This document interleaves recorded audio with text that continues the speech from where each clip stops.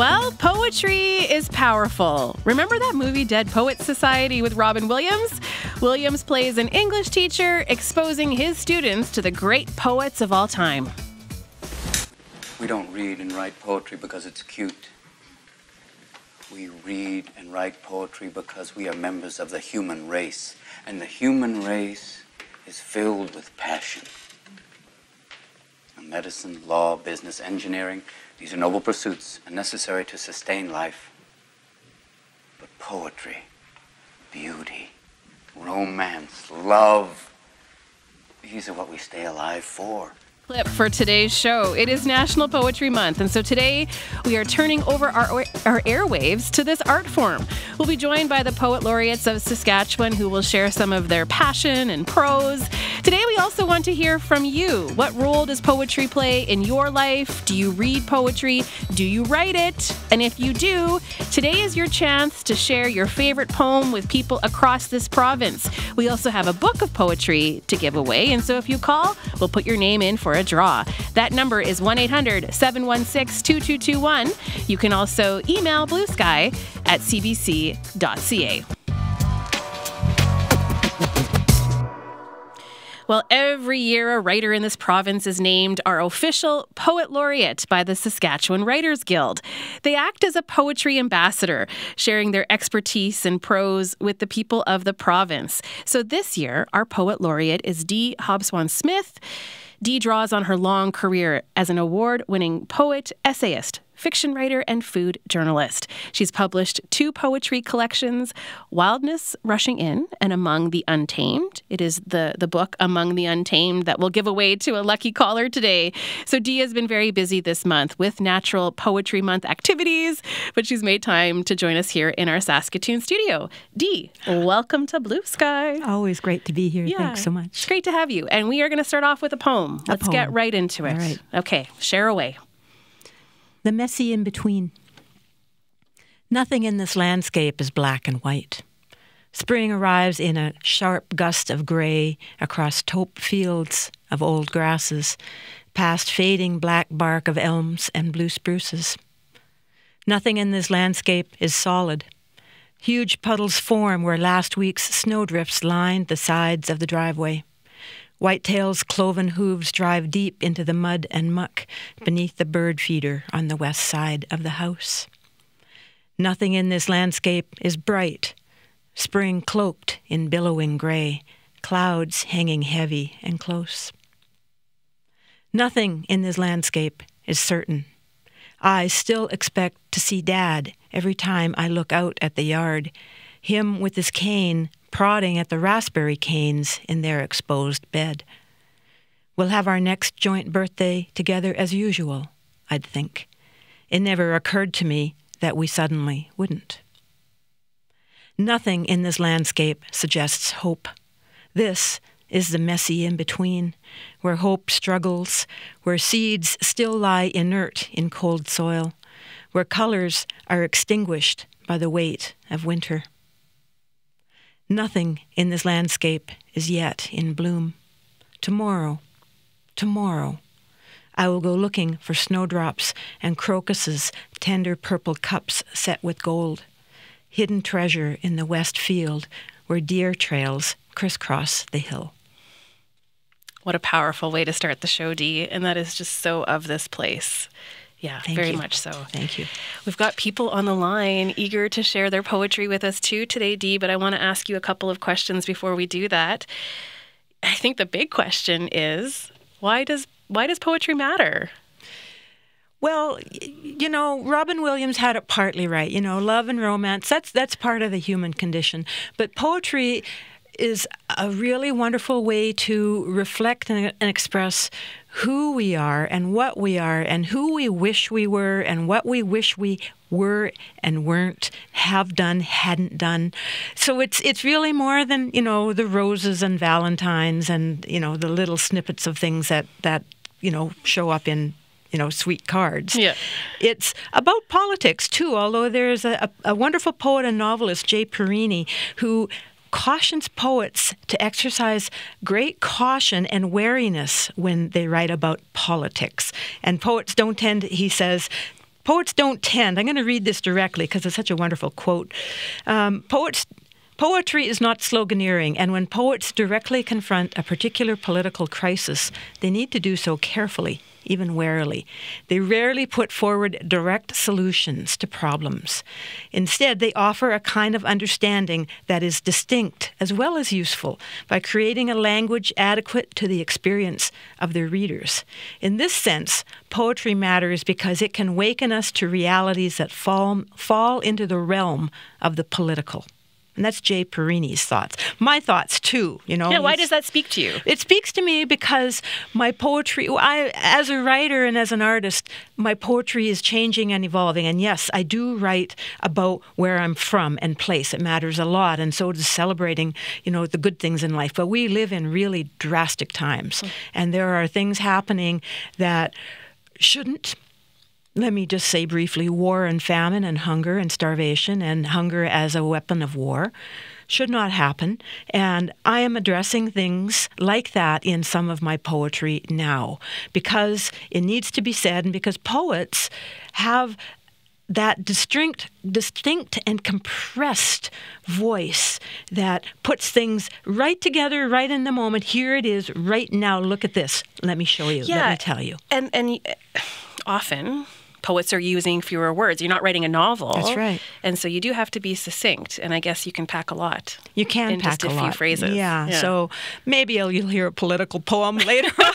We'll see how the airwaves feel about politics. Well, we've got people eager to join us today. So why don't we go to one of our callers? We're asking you to share with us a poem. Maybe it's a favorite. Maybe it's something you've written. And we are putting names in for a draw for one of Dee's books, Among the Untamed. So there, you've got a reason to call in because then you can read some poetry in the days ahead. The number is 1-800-716-2221. You can also email bluesky@cbc.ca. Let's go to Colleen in Saskatoon. Hello, Colleen. Hello, Lisa Grabinski. And Dee. And Dee as well. Oh, there we go. Hi, Colleen. So, Colleen, what do you want to share today? Well, it's one that I've written on my own. So it's just called, excuse me, Tickle Me Muse. Tickle Me Muse. Whisk me off to a, just a minute. Yes, you kind of have to get into the okay. Sorry. Yeah. Here we go. Okay, here we go.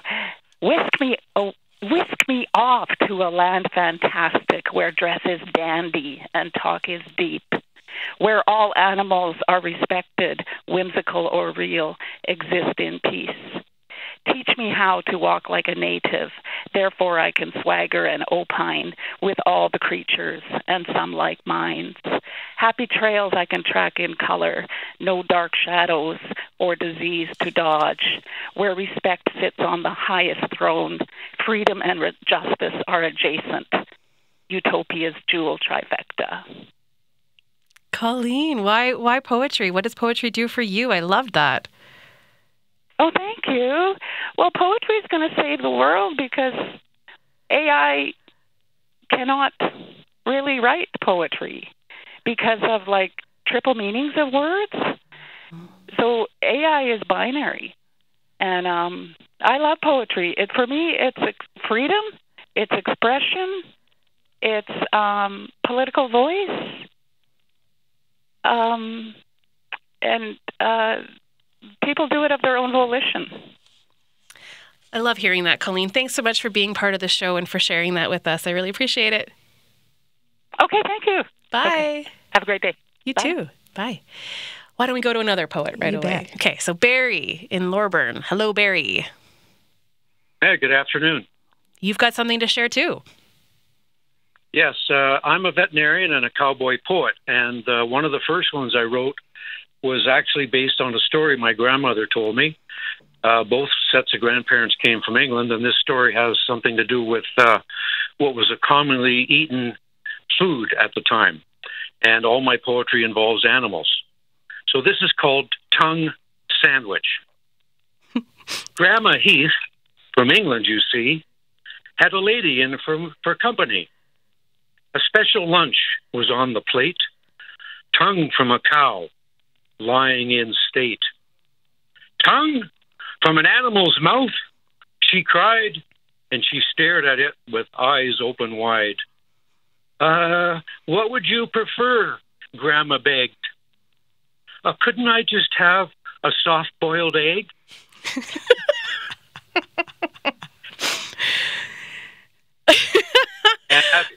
Barry, that was great.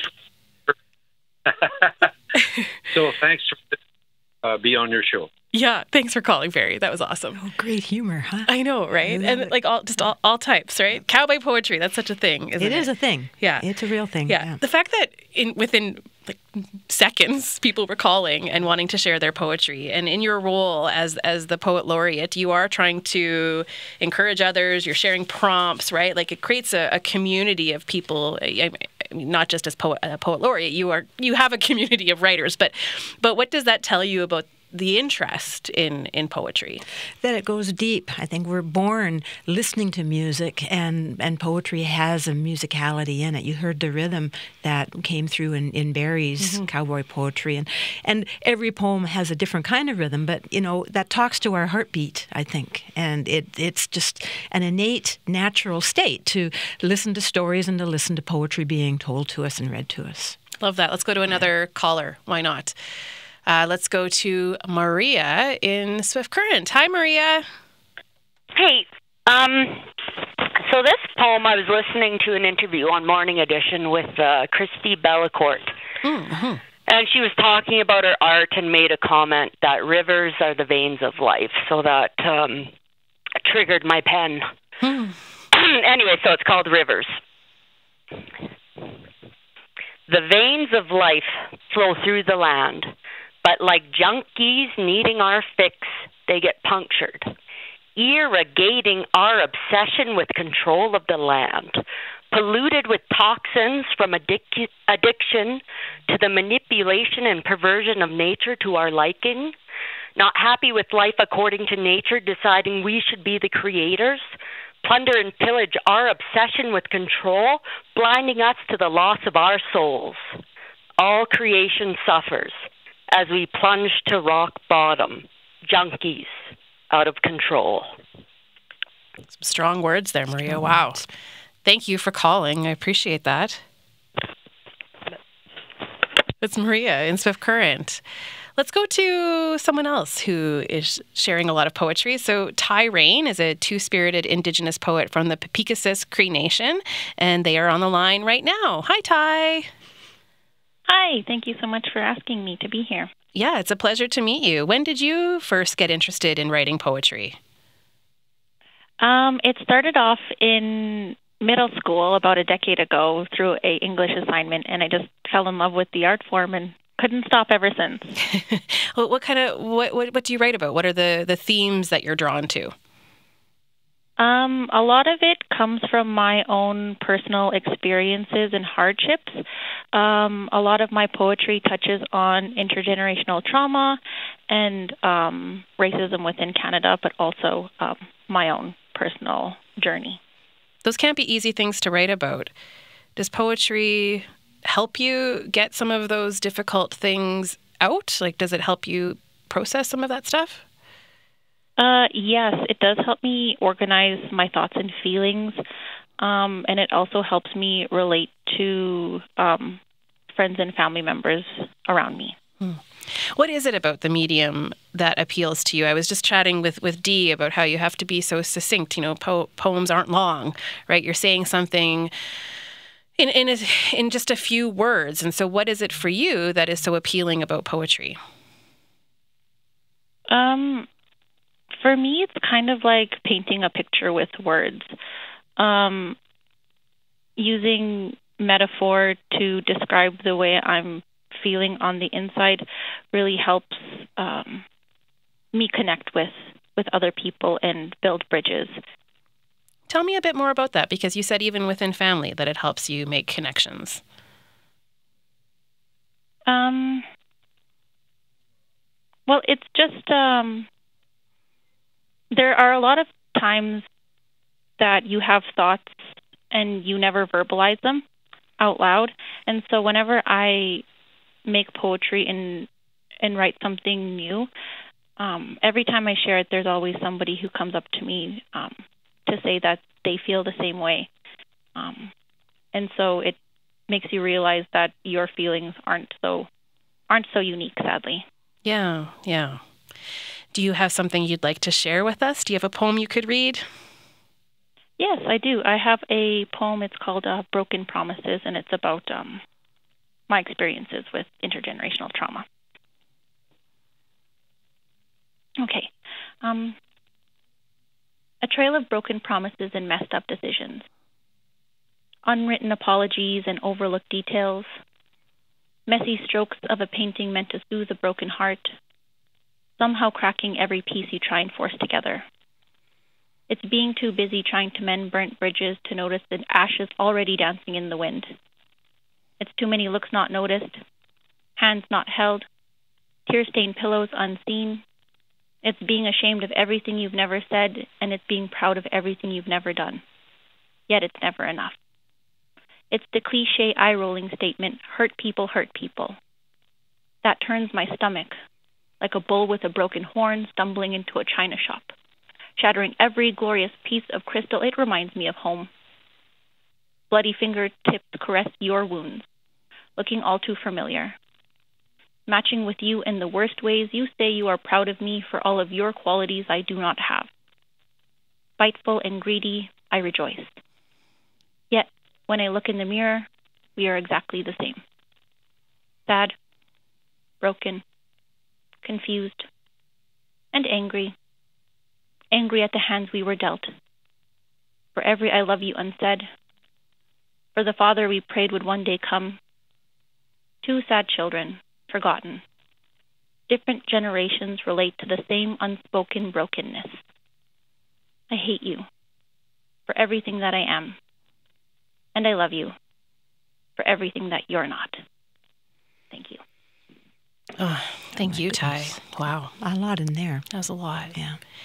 Ty, do you remember when you first started sharing your poetry? I so appreciate you sharing that with us today, but what was it like the first few times that you, when you went public with some of your writing? I was so young. I remember my mom, she took me to a spoken word event at Creative City Center in Regina when I was, I think, 11. And all I can remember was, like, my heart was pounding so hard. And, like, it was even to the point where I had tears in my eyes, but I knew that I had to go share. So after that, I kind of fell in love with not only poetry, but the community that poetry brings with it. Mm-hmm. I have Dee Hobsbawm-Smith with me here in our Saskatoon studio. Dee is the official poet laureate named by the Saskatchewan Writers Guild, and so Dee very connected to community as well. And you are you have an important role. And so I'm wondering if you have anything, Dee, that you would like to say to Ty, who shared their poetry with us. It's a real act of bravery, not just to put it on the page, but to read and let other people into your world. But I think it certainly can be a healing experience. Writing poetry is a powerful cleansing thing, and I really commend you for sticking with it and for getting past that terrifying moment the first time that you read. So congratulations. And yes, you're absolutely right about community. Keep sharing. Yeah, Ty, keep sharing, keep writing. So wonderful to have you with us today. Thank you. Right, thank you so much for asking me to be here. It is Ty Rain, who is a two-spirited Indigenous poet from the Peepeekisis Cree Nation. We're asking you to share some poetry with us today as well. And so the number to call is 1-800-716-2221. You can also email bluesky@cbc.ca. Our guest today is Dee Hobsbawm-Smith, who is our official poet laureate, acting as a poetry ambassador. And so, Dee, I am curious just a little bit. We're going to check in with David Shield in just a moment. But what is your role as poet laureate? How do you see that role and the importance of it? Well, part of it is doing what I'm doing today, is talking to people about why poetry matters in a world that, mostly ignores poetry. Poetry sales are tiny, tiny, tiny. But, people continue to write, people continue to read and listen. And so that's part of it. Part of it is, my role is also to provide inspiration to those poets and those people who want to write in the form of what I've done this year. It has been to provide poetry prompts every work day of the month of April, National Poetry Month. And they're all from poems, excerpts from poems by Saskatchewan poets who all gave me permission to provide a couple lines to these other writers to use as, little sparks to get something going in their brain to write their own work. So that's been a really big deal, and one that I've enjoyed. The reading of so many books in the months previous to April to get ready for it, and sending it out every morning going, oh, I hope someone is going to find something to say good about this. It's really exciting. Yeah. In just a moment, we will introduce you to our youth poet laureate. But right now we're talking to Dee. And Dee, you've been going through some of your prompts. I'm curious, what are you sending out to folks that hopefully sparks something? What prompt would you like to share with us? One? Yeah. Oh, my goodness. We'll start with one. One. We'll get to others. All right, one. All right, so I'm going to start with one from Dwayne Brenna, who is a retired drama professor at the University of Saskatchewan, also a novelist and poet. And baseball lover. Absolutely. Oh, yes. And he has a lovely collection that was published by Hagios Press in 2015 called Give My Love to Rose. So from his poem, Brenna Meets His Hero, by Dwayne Brenna. Here's a pair of lines that I sent out Tuesday the 23rd. That was 2 days ago? It was just 2 days ago. 2 days ago, all right. And Dwayne wrote this. The kind of silence captains steer their barges through, a gap in time where language is invented. So then people take that little prompt and perhaps create something. Anything? Magic? Okay. Magic? And maybe if you could write something and call us before the end of the show today, 1-800-716-2221. You can also email bluesky@cbc.ca. Now, Lauren Clawson is a community-based educator and poet living on Treaty 6 territory. She is one of the organizers of the youth poetry collective Write Out Loud. She is a spoken word poet and has performed right across the country. And because of this experience, she was named the Youth Poet Laureate this year by the Saskatchewan Writers Guild. When she is not writing poetry, she is teaching in Saskatoon. It is her lunch break, but she's made time to take a call from us today. Lauren, hello. Hi, Alicia. Hi, Dee. Hey, Lauren. Great to hear you. Yeah, it's great to have you as part of the show today, Lauren. Why do you think poetry matters, Lauren? Oh, gosh. Well, I would say, kind of echoing what Dee said, poetry can open people's hearts to connection. And that's a really valuable thing in a world that is so polarizing. Poetry can be a vessel to bring healing, understanding, and empathy to others. Do you remember what first drew you to this art form? Was it something you were always into? How did you get into poetry? Well, I'd have to say it kind of started in around grades 7, 8, that's when spoken word kind of came into my sphere by watching videos on YouTube, also hearing from a Canadian poet, Shane Koizan, hearing some of his work. But really, I think what was the starting point was in high school when one of my English teachers had us do a spoken word poem assignment. And that's kind of what drew me in, because it ended up being a space for me to write poems, express and process things that had happened in my life. And it ended up drawing me to a community of poets who became very close friends of mine. And it just, let me find a strong community in Saskatoon of artists. You're talking a lot about spoken word. And I think maybe I was, when we first started talking, I keep saying, are you reading poetry? But obviously, Lauren, you're listening to a lot of this. And Shane Koizan, I remember being at the Regina Folk Festival and hearing him perform and how powerful I thought he was. So is there a difference for you in reading poetry versus listening to being part of a crowd when it's a spoken word performance. Yeah, totally. I love reading page poetry as well, but spoken word is such a, almost like a visceral experience because you're connected. Like, again, it just opens up a window to be connected to the performer on stage. You really feel every word that they share with you. It just kind of has that, kind of punch and connection. And oftentimes it's like through their performance, it's like you're left with, different emotions or goosebumps or, it just has a different effect. It's much more personal. Okay, well, now I think we need to hear one of your poems. Lauren, do you have something you can share with us? Yes, for sure I do. Yeah. I guess this poem I'll share with you today is kind of a reflection of my work with youth and, my work with teaching also. I'm just being Youth Poet Laureate. I'm so inspired by the youth I work with. Over my 2 terms, I've gotten to connect with over 500 students. And so this poem is kind of speaking to that. Okay, let's hear it. Our world needs radical change. If you don't believe me, become a teacher. Walk inside. Walk inside our hallways. You will not find one student's life that has been untouched by tragedy. Walk inside. You will see how injustice dances on the graves of communities. You will see society's insufficiencies. Overdoses, suicide, housing insecurity, families scraping to get by. This is the least of it.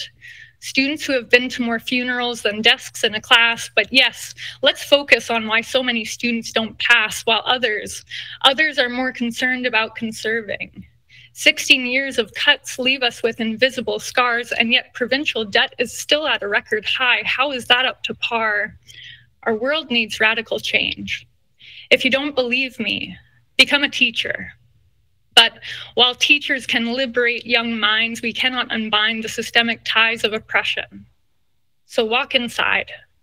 You will see students climb over the barriers stacked so high against them. You will see students rise. And no, although every student's story has struggle, this is not the only narrative. Walk inside.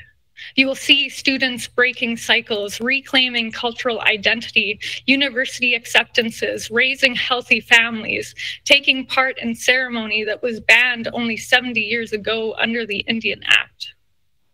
Our world needs radical change. I can think of 400 million reasons why. And as a teacher, I can only try to be a part of that change. Educator Bell Hooks said the classroom is the most radical space of possibility. And every day, my students remind me the possibilities to make a better world are endless. Lauren, thank you. Wow. Yeah, Dee's snapping her fingers if you could hear that. Way to go. Yeah, Dee, do you want to... Politics. Well, I did say something about politics. Yeah. Lauren, really powerful work. You are really in the zone there, I think, yes? Oh, thank you so much, Dee. Yeah. Very cool. Your poem did say it all, but I'm wondering if you can elaborate a bit, Lauren, on what can be said in a poem like that, or what you hope people take away from how you've expressed yourself there, because you are talking about a lot of things that I know what's going on there. And, we're at a very particular moment right now when it comes to a contract negotiation. But what do you think can be said through a poem like that versus just the back and forth that we've heard a lot about when it comes to education? I think what I hope people would take away from a poem like that is that really it comes down to students, and a lot of students and their lived experiences are very difficult right now, and it depends, wherever you go. But I think no matter where you are in this province, we should be thinking about the future, and we should be thinking about future generations and how we can support students in the best way possible so that we can still have, a vibrant and thriving province. What's it like for you, Lauren, when a student that you've worked with takes off and starts creating poems on their own? What is that like for you? It's really amazing because I find, especially with poetry, it's just, again, a way for students to be vulnerable and have confidence and express their voice. And in doing that, it kind of, you see mini transformations. You see like different parts of students when they open up about maybe personal experiences or deep matters of the heart. It's really powerful because you know that poetry is kind of that one vessel where they can truly just find their voice. Lauren, you're welcome to stay with us. I know you have to get back to teaching, but I thought we could go to a few callers who want to share some poems. So if you have a couple more minutes, you can stick around, okay? Yes, sure. I'll stick around and listen. Thank you so much. Okay. Great to hear you, Lauren. Yeah. Okay, so let's go to Dwayne, who joins us on the line right now in Carrot River. Hi, Dwayne. Good afternoon. The thing I like most about writing is that I try to write a couple hours a day, poems, stories, whatever.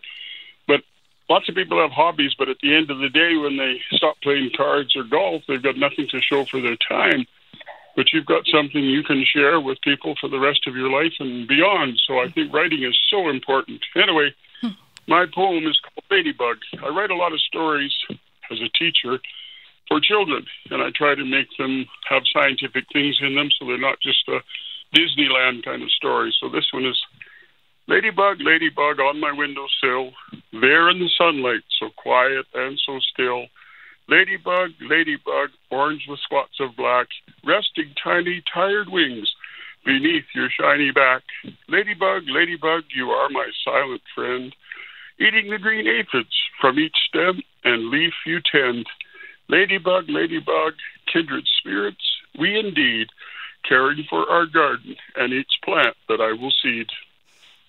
Dwayne, I loved that. That was great. Great use of repetition in that. Yeah. Awesome that you called, Dwayne, to share that. Thank you so much. Good. Bye. This is Dwayne in Carrot River. Dee, I do want to ask you about the number of people who write about or make observations about the world around them, nature. That ladybug example is such a great one. And even in the poem that you started off the show with, there was just so much imagery there of the prairies and crocuses and all of that. Just wondering about how nature inspires you and some of the other poets that you know.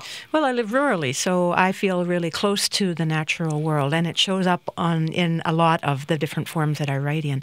It's important because I think what I've read and what is widely agreed upon is that people mostly who live in urban lives don't have enough access to the natural world, and it's a natural world that's ultimately going to save us and that we are responsible to. So that kind of underwrites things, but not foregrounded, right? It's not something I want to put on the page. I want it just to be informing me while I'm writing about a place. But the other thing that I was thinking about writing about place is that it's a reflection of who we are, I think. We are really products of the place where we live and the place where we have been raised. So to come back to that on the page and to observe the weather changes and using an inner weather, it gives you the chance in a poem to do what is called the turn, where partway through the poem you change directions from maybe merely observing what's going on to positing a question or addressing an issue or stating something, kind of getting to the meat of what the poem is really about, even though it's couched in the location or the place or the land that you live upon. Yeah. Lauren, does any of that speak to you either in you, and you obviously shared something completely different with us with the poem you shared today, but do you find yourself writing at all about your environment, or do you read things that represent the prairies? Just curious what your thoughts are on some of that. Yeah. No, I definitely, I'd say the majority of my poems try to take in some natural imagery as well, but I mostly admire poets that do incorporate it into their work. Like, I absolutely love Mary Oliver. I love all of her poems and how they really connect with the natural world and how she portrays that. Yeah. Let's go to another caller who joins us right now. Nicole in Saskatoon has a favorite poem to share. Hi, Nicole. Hello. Hi. What do you want to share with us today? Hi. Hi. I'll share my favorite poem. It's always been my favorite poem, but it's really taken on a new meaning for me as a brand new first-time mom. Sometimes I feel like I don't have time to do it all, but this poem reminds me to focus on what's important because life is short. All right. I'm eager to hear this. It's called Dust If You Must by Rose Milligan, and it goes, Dust if you must, but wouldn't it be better to paint a picture or to write a letter? Bake a cake or plant a seed, ponder the difference between want and need. Dust if you must, but there's not much time, with rivers to swim and mountains to climb. Music to hear and books to read, friends to cherish and a life to lead. Dust if you must, but the world's out there, with the sun in your eyes and the wind in your hair. A flutter of snow, a shower of rain, this day will not come around again. Dust if you must, but bear in mind, old age will come and it is not kind. And when you go, and go you must, you, yourself, will make more dust. I'm going to hang that on my fridge, although then I would never dust. That was delightful, Nicole. Thank you for sharing that with all of us. Thank you for having me. Okay, take care. Bye. Why don't we go to Clem, who joins us right now in Saskatoon. Hi, Clem. Hi, Alicia, and your guest. I think her name is Dee. Yeah, Dee. And then we've also got Lauren on the line, too. There's a whole group of us here. So great to have you as part of the conversation. Dee, Lauren. Yeah. Along the line of the last caller, I write funny limericks and funny limericks. Limericks are usually funny, and funny haikus. So I got a couple haikus, but I'll give you one and see if you want to hear another one. All right. This first one's called The Porker. What language did the porker use in ancient Rome? Big pay, out and way. Okay, well, I'll give you time for one more. Go for it, Clem. Okay, sure. Groundhogs are also called woodchucks. So, how much ground could a groundhog hog? ... Oh, Clem, that was fun. Thanks for calling. I appreciate it. Thanks a lot. Have a good day. You too. Have a great afternoon. I love humor in poem. I know, right? Yeah. You can just brighten your day. Let's go to Jennifer, who joins us right now on the line. Jennifer is near Langum. Hi, Jennifer. Hey. What comes to mind as you listen to this show? Yeah, I just wanted to ask your guest a question or have her comment on, she mentioned that poets in general, don't make very much money. They're not very, they don't generate a lot of economic activity, but I guess I wanted to challenge her because there's a billionaire right now who's released a collection of poetry, or maybe you could say songs, called the album is called The Tortured Poets Department, and yeah, I'm speaking Taylor about Taylor Swift.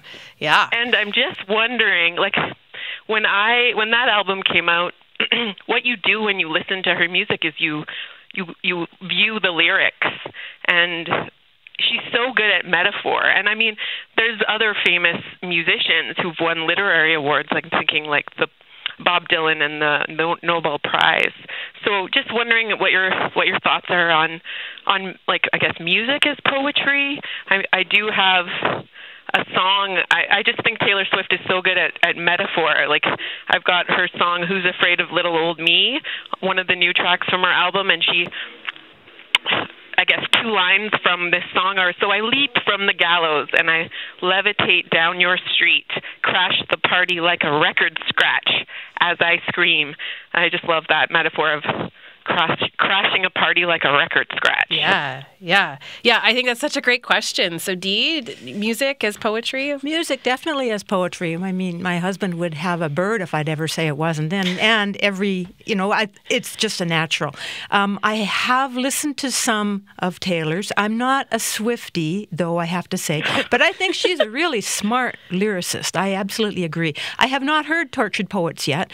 But when I do, I am going to be looking at the lyrics at the same time because, as I said, I think she's really, really sharp. But I'm not familiar enough with her other than to admire the heck out of the incredible success that she has created based entirely on her writing and her other talents. Yeah. So, yay. It's good to see there are tortured poets who are not, Economically deprived. She makes up for the vast majority of the rest of us. No kidding. Lauren, do you want to chime in at all on music as poetry? And I don't know, are you a Swiftie? Yeah, well, I'm not really a Swiftie, but I do respect, the work she does. And yeah, I think music is totally poetry. That's often kind of my, I guess, segue or try and get students into poetry through music, because it's all, lyrics are poems. Lyrics are poetry. They can include metaphors, simile, hyperbole, all these poetic devices. And Yeah. Jennifer, thanks for bringing that up. I really appreciate you calling. Yep, no problem. That's Jennifer joining us right now. You could call quickly, 1-800-716-2221. We prefer your calls today. I mean, you could email us a poem, but we really want you to read it. And we are putting people's names in for a draw to give away one of Dee's books, Among the Untamed. So that number is 1-800-716-2221. Dee, would you like to share another poem? Why don't we? You bet.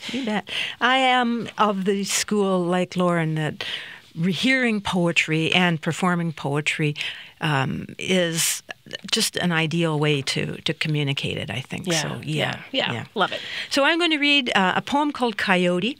It's written in the form of a palindrome. So the setup of a palindrome is it's a series of lines that go in their order, and then at the midpoint, all those same lines go backwards. Oh, cool. So the point of it is because they change their context, because you hear them in different order, facing other words, so to speak, it should change the meaning. Okay, there should be a shift. So we're going to get through it partway through, and then we're going to go in the other direction, okay? All right. Coyote. The grizzled coyote trots across your yard. You rose early, witness to the morning's blue light, still shaking from last night's dream, even though the images are forgotten. A coffin, a grave maybe. The coyote waits within the depth of snow. Besides, he can outbound the barn cats, no matter, but his age not an issue. How hard the panicked cats launch themselves from death waiting in the deep snow. Chronic pain keeps your husband awake at night. Shoulder aches, uneasiness gnawing at your energy while you rise early as if to compensate. You know loss of muscle mass and strength are old dogs not to be denied, but still you run, hold yoga poses, lift weights. No chiding. He knows his frailties and his limits, but you wonder about that wilding lurking, whether its arrival is an opening between the worlds, the doorway you sense but cannot see. Okay, now here we're going to go in the other direction. You ready? Okay. The doorway you sense but cannot see. Its arrival an opening between the worlds. But you wonder about that wilding lurking, whether he knows his frailty and his limits. You run, hold yoga poses, lift weights, no chiding. Loss of muscle mass and strength are old dogs not to be denied, but still you rise early as if to compensate. You know uneasiness gnawing at your energy while your husband wakes at night, shoulder aches from death waiting in the deep snow. Chronic pain keeps his age an issue. How hard the panicked cats launch themselves. He can outbound the barn cats, no matter, but the coyote waits within the depths of snow. Besides, the images are forgotten. A coffin, a grave maybe. Shaking from last night's dream, even though you rose early, witness to the morning's blue light, still the grizzled coyote trots across your yard. Love that. Dee, thank you. Thank you so much. Lauren, you've got to get to class, but do you have one more that you want to share, or should we say goodbye? You tell me. You know what? The bell's going to ring right away, so maybe we'll say goodbye. You don't want to be late. You don't want to be late. It's been great having you on the show today, Lauren. Thanks so much. Thank you so much for having me, and thank you for celebrating poetry on your show. Yeah, it's been delightful. Thanks, Lauren. That is Lauren Clawson, spoken word poet and educator in Saskatoon. She is this year's Youth Poet Laureate. Oh, now everybody's calling. Okay, let's try to do this quickly. So Rhonda in Regina. Hello, Rhonda. Hi, Alicia. So I have a haiku that I submitted some years ago now when the library had a haiku competition. So the one that I liked the best out of the ones I wrote was, it was a dark and stormy night. Carriage stopped, guns drawn. Darn, forgot bullets. Now that's a turn. Okay, Rhonda, that was awesome. Thank you. I'm going to try to get to our next caller. Thanks, Rhonda. That was Rhonda joining us in Regina. Now, Thomas in Yorkton. Hello, Thomas. Hello, how's it going? Hey, pretty good. What do you have to share with us today? Well, I have a poem that I wrote years ago that this was my grandma's favorite poem. I love that. And it's called The Ship. Sudden winds fill empty sails, rough floorboards creak beneath their feet, cool sea breeze skips across sailors' tan skins, sea dogs scale tall rope riggings, once tied knots unleash empty canvas, they billow into existence shedding creases of neglect. Masts moan under straining sails as billowing clouds course across a lazy sky. Grand white sails course across open seas. The wind is one with wind and water. A little boy blows through crimson cheeks. His tiny home craft floats lazily across the pond. Ruby lips crack a smile. He is one with his imagination. Thomas, thank you. Thank you so much. Yeah, that was great. Thanks for joining us today. Take care, Thomas. Thanks. Thanks. It's Thomas in Yorkton. I don't have a poem to share. I feel like I don't write poetry, but you read I feel inspired today. And here you are. You're talking to people about poetry. You're doing your job. I am, but it kind of, I don't know, it's made me think a bit. Would you say, like, used to think I couldn't draw, and then to kind of flip that, it's like, no, everyone is an artist. Is everyone a writer, yes. Dee? Can anyone do this? Yes. Like, of course, people can do it better, do it well, but do we all have it in us to write some poetry? I believe we do. It goes back to what we were talking about music, being something that kind of is the spirit that moves us through our lives. And I think poetry and words, lots of poets read their work out loud to themselves, and that just addresses the whole thing of poetry moves us and moves us forward as well. Yeah. So you're going to write some more now after this? Do you feel inspired after today? Oh, I have work to do. Yes, indeed. It's been wonderful having you here today. Thank you so much. Thank you to the CBC, and I do have to just say thank you quickly to the Saskatchewan Writers Guild for the Poet Laureate program. Yeah, absolutely. Dee, take care. Thank you.